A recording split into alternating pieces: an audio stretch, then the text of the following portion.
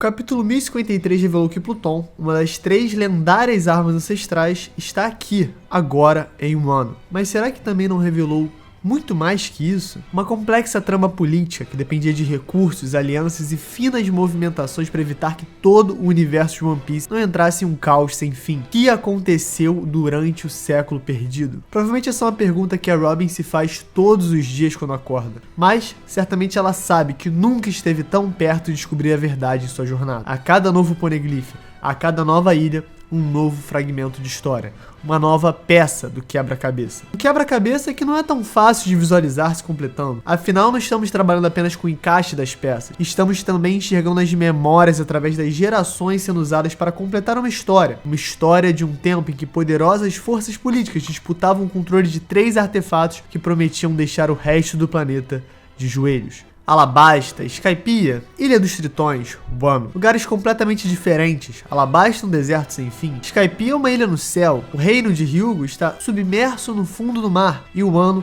é um misterioso país de samurais que nem a marinha consegue ter acesso. Porém, eles têm algo em comum. São civilizações antigas que mostram indícios de terem existido antes da criação do governo mundial, antes da aliança entre 20 reinos, antes do século perdido. E através do legado de cada pessoa que já viveu nesses lugares, o Oda consegue expressar a importância da preservação da cultura e história para uma civilização. Mesmo com todos os esforços do governo mundial de apagar completamente a memória do que realmente ocorreu no século perdido, como essas armas podem ter sido usadas, nós estamos cada vez mais perto da verdade. Os poneglyphs são artefatos gigantes, indestrutíveis, que deixam a história literalmente escrita em pedra. Uma metáfora boa demais sobre a persistência do tempo, igualzinho o quadro do Dali, que assim como inspirou Zunichi e suas quilométricas pernas com a sua obra Os Elefantes, pode ter aparecido na mente do Oda algumas vezes na hora de decidir sobre os interessantes temas que aborda em relação ao surreal e complexo passado distante do universo de One Piece. Mais uma coisa sabemos, as armas ancestrais estão aí e já temos evidências o suficiente para montarmos um quebra-cabeça que indica até a relação entre os diferentes e poderosos jogadores que colocaram tudo a perder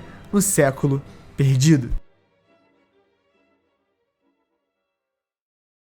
Fala galera, Chapéu Espalha aqui, eu sou o Derek e hoje uma teoriazinha gringa muito interessante que pode resultar em a resposta para todo o mistério de One Piece. Mas vamos devagar, vamos com calma, vamos dar um slap no like, vamos se inscrever, vamos checar nossa lojinha com novas estampas. Estampa do Pirata Lendário, você sabe quem ele é, se você puder dar uma checada, certamente vai ser feliz andando por aí, homenageando nosso querido Bug Sama, o deus dos piratas. Enquanto eu não posso fazer nada disso, eu vou só... Chama a vinheta, Alan! Chama a vinheta! Quero fazer a teoria! Chama a vinheta!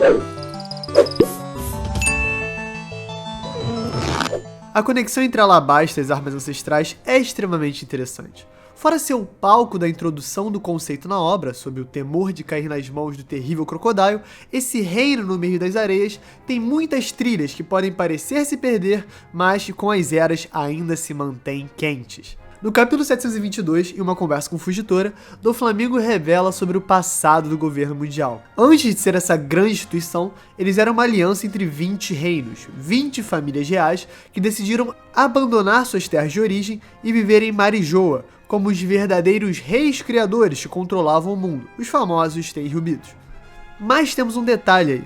Os Nefertari recusaram o convite, nunca deixando Alabasta para trás, o que parece um ato justo e bom, mas que politicamente teve consequências graves, como vemos no capítulo 908, durante o Reverie, quando os 5 anciões discutem com desdém a traição dos Nefertari de 800 anos atrás, que decidiram se manter na superfície, não respirando os ares mais limpos e perfeitos que apenas os Tenryubitos teriam o direito de respirar. E é justamente nesse tom de hipocrisia e dominação mundial que nós nos encontramos perante o trono vazio. Perante esse símbolo de igualdade entre a aliança dos 20 reinos, nos defrontamos com o juramento de que o trono permanecerá vazio, para que nunca um único rei sobreponha a aliança e tente dominar o mundo. Fora esse discurso mais vazio do que o trono, que rapidamente é preenchido pelas nádegas de Insama, nós podemos notar as espadas cravadas a seus pés, símbolos também da subserviência dos 20 reis que habitam Marijoa, a nobre causa e ideologia do trono. Mas Na verdade, são 19 espadas, um sinal de que os Nefertari se recusaram a prestar esse juramento e entregar simbolicamente as suas armas. Mas sabemos também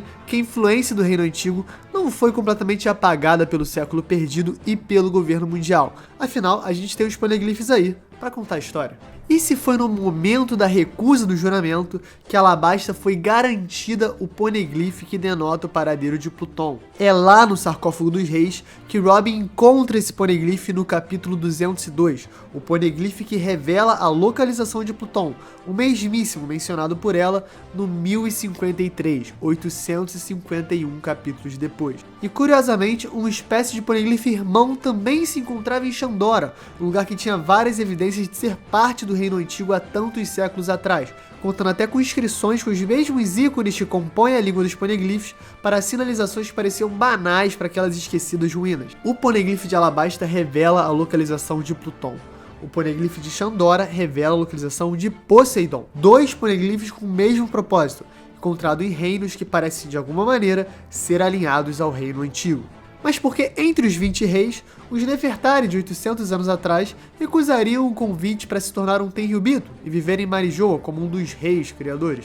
Talvez a resposta esteja no mausoléu de Alabasta. Enquanto o Rei Cobra estava sob custódia da Robin e eles entravam nas tumbas, podemos ver de relance um mural com símbolos e inscrições antigas. Nele, podemos ver duas figuras simetricamente opostas e, entre essas duas figuras, uma imagem com 3 ícones que lembram vírgulas, ao redor de algo que lembra um ser com chifres. Essas vírgulas até que são bem recorrentes no mangá, já tendo aparecido nos adornos do Enel e também nos tambores do Festival de Fogo do capítulo 1053, como um pequeno exemplo. Só que na verdade esses símbolos são conhecidos como Mitsudomoe, que representam realeza, renascimento e algumas vezes também deuses. Então talvez no universo de One Piece eles também representem deuses, mas no sentido mais metafórico, porque não são literalmente deuses, são as armas ancestrais.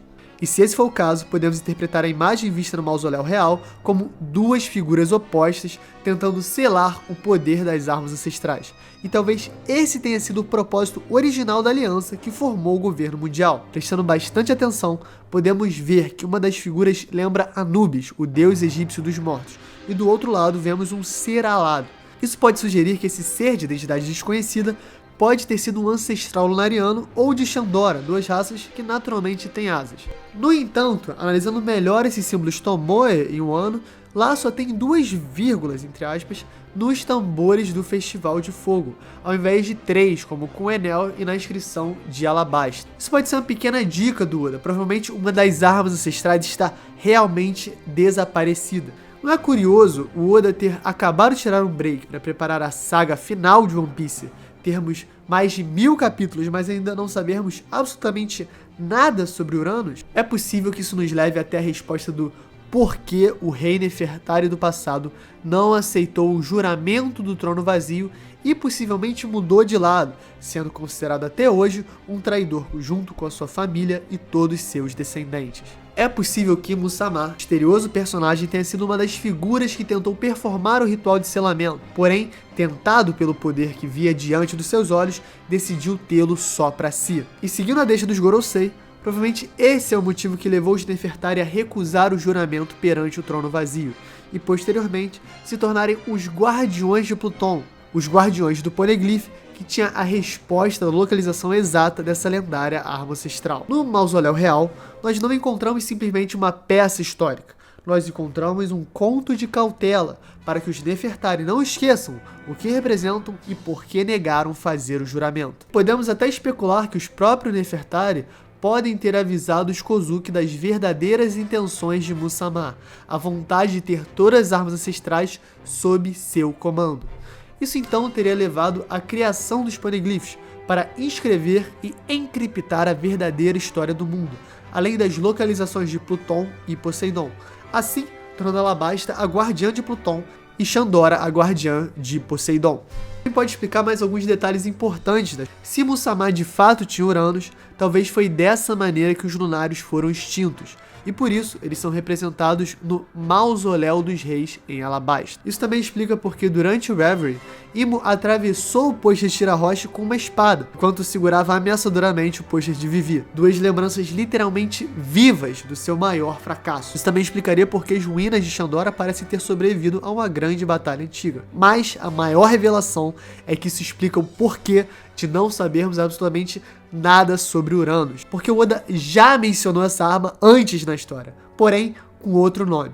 Como o Doflamingo revelou, na verdade Uranus é o tesouro nacional de Marijoa, capaz de controlar o mundo inteiro. Assim, montando claramente um cenário onde Mustafá pode ter sido um poderoso aliado do Reino Antigo no passado, porém, usou essa posição para traí-los e, com sua ganância absoluta, devastar qualquer um que se opunha a ele. A imagem do Mausoléu dos Reis pode representar a mais importante cena que decidiu o futuro da história por séculos e séculos. Gente, essa foi a teoria. Um obrigado especial pro Joe, do Tree School Theories, que fez ela. Eu deixei o link na descrição, e se você fala inglês, por favor, siga ele, porque ele traz teorias muito legais. Fora isso, comenta aí, curte, se inscreve, dá essa moral pra gente. Checa a nossa lojinha, tem muita camisa com estampa maneira, designs originais, tudo de bom, tudo One Piece. E é isso, galera. Valeu! Então, eu vi tudo em todo lugar ao mesmo tempo no cinema e eu só posso dizer que esse filme é um absurdo. Eu até esqueci de falar, pode palha secreto no início, mas já falei agora, então tá valendo. Cara, que filme maravilhoso. Eu não quero contar nada sobre ele, porque eu quero que você só vá no cinema e veja, e não vê trailer, não vê sinopse, não vê review, só ouve a minha voz e se tiver oportunidade, compra e vai no cinema ver, ou onde quer que seja, o streaming que for, veja, porque, meu Deus do céu, que filme! Que filme. E é isso, galera. Vamos ser mais gentis. Essa é a mensagem. É isso, galera. Um beijo, um queijo e valeu! Pode ir, palha!